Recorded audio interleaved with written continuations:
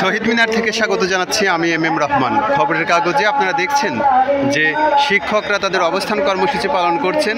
20% বাড়ি ভাড়া এবং 1500 টাকা চিকিৎসা ভাতা এবং 75% উৎসব ভাতার দাবিতে এক সপ্তাহ ধরে তারা এই শহীদ মিনারে অবস্থান করছেন, অনশন করেছেন, কেউ কেউ অসুস্থ হয়েছেন, হাসপাতালে গিয়েছেন।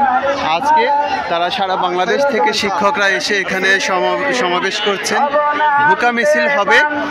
এই ভুকা মিছিল হওয়ার পূর্বে তারা আশ্বাস পেয়েছেন তাদের সরকারের সাথে একটি বৈঠক হবে, তারপরেই তারা সিদ্ধান্ত নেবেন। তবে তাদের যে ভুকা মিছিলের কর্মসূচি সেটি তারা দিয়ে রেখেছেন, 12টায় হওয়ার কথা ছিল, সেটি 3টায় হবে।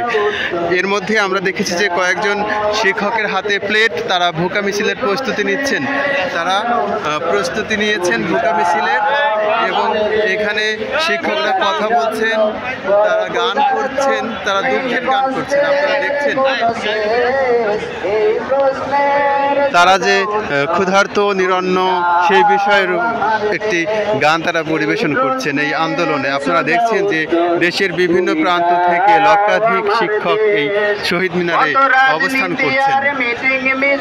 বিভিন্ন প্রান্ত থেকে, দেশের বিভিন্ন প্রান্ত থেকে শিক্ষকরা এসেছেন।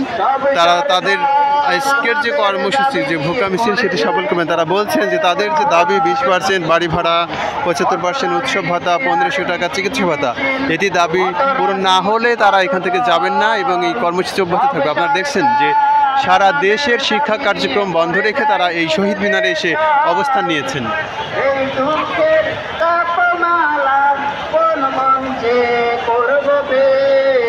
এই প্রশ্নের সোজা উত্তর তুমি দাও।